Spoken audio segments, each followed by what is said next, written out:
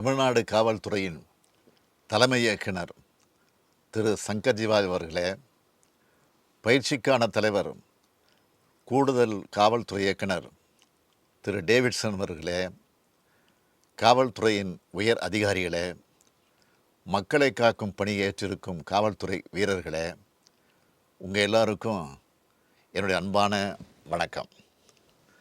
தமிழ்நாடு காவல் உயர் பயிற்சியகத்தில் நடக்கிற பயிற்சி நிறைவு அணிவகுப்பு விழாவில் காணொலி மூலமாக கலந்துக்கிட்டு உங்களை சந்திக்கிறதுல மகிழ்ச்சி அடைகிறேன்.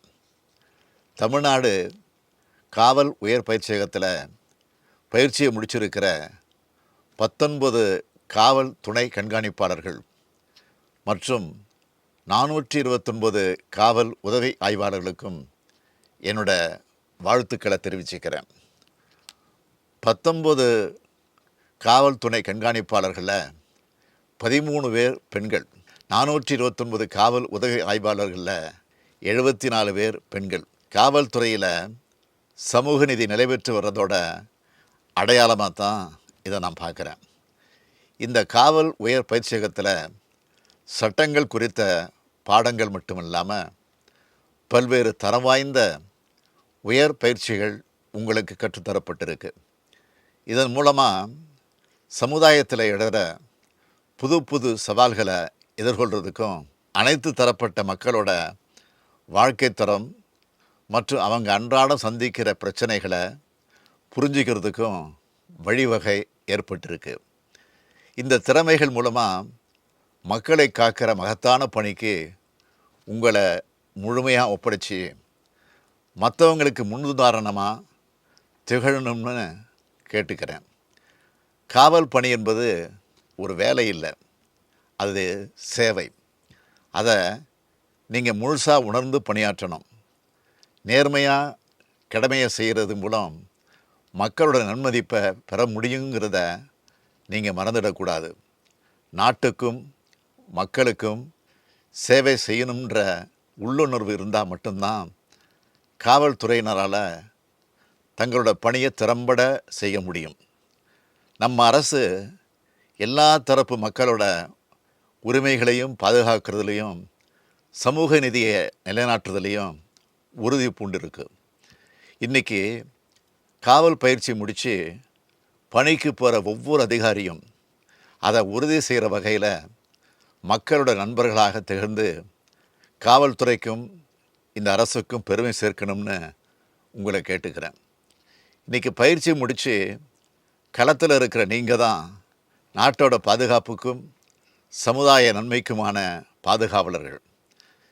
எந்த எதிர்பார்ப்புகளும் இல்லாமல் பொதுமக்களை நேசிக்கிறது, சாதி மத வேறுபாடுகளை கடந்து எந்தவித பாகுபாடும் காட்டாமல் சட்டத்தின் முன் எல்லோரையும் சமமாக நடத்துறது, சட்டத்தை மீறுகிறவர்களுக்கு சிம்ம சொப்பனமாக விளங்குறது, இது போன்ற காரணங்களால் தான் காவல்துறையை பொதுமக்களின் நண்பன்னு குறிப்பிடுகிறோம்.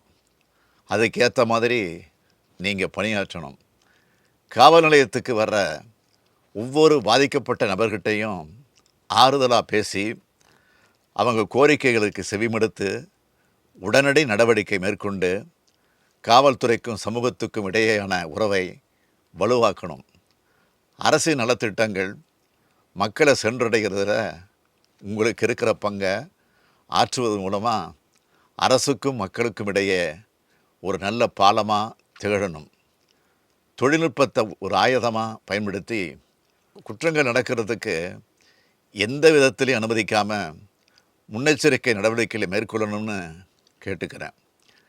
நல்லாட்சியின் இலக்கணம் என்பது மக்களுக்கு அமைதியான வாழ்க்கையை அமைச்சு தர்றது தான்.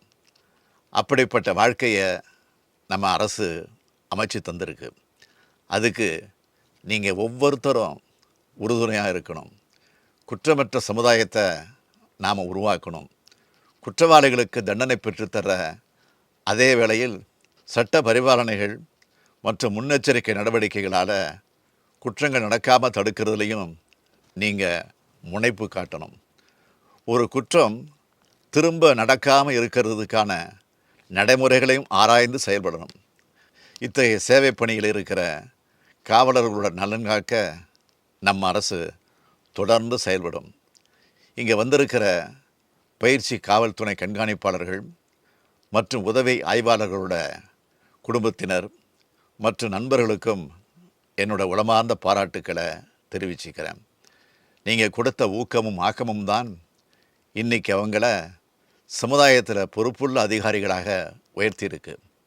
இவங்களை இந்த நிலைக்கு கொண்டு வர அயராது உழைச்ச பயிற்சியகத்தின் காவல் உயர் அதிகாரிகள், அனைத்து அதிகாரிகள், மருத்துவக் குழு, அமைச்சு பணியாளர்கள், காவல் வீட்டு வசதி வாரிய அதிகாரிகள், வாத்தியக்குழு உள்ளிட்ட அனைவரையும் நான் மீண்டும் பாராட்டுகிறேன்.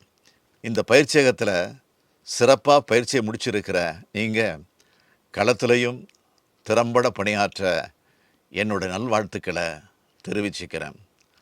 நன்றி, வணக்கம்.